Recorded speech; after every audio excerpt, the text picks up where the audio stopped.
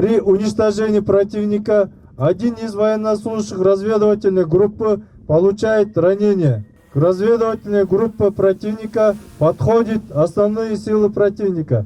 Командиром батальона принято решение о нанесении огневого поражения противнику.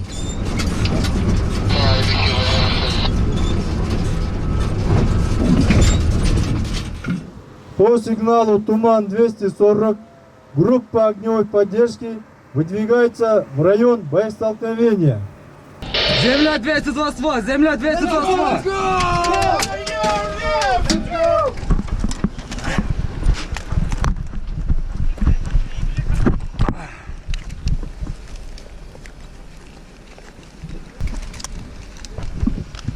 Stand up!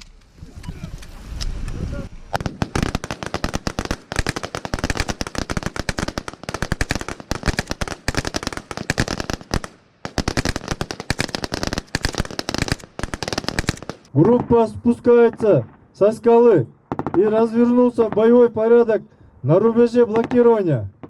Группа блокирования – это боевое подразделение, действующее в непосредственном контакте с противником.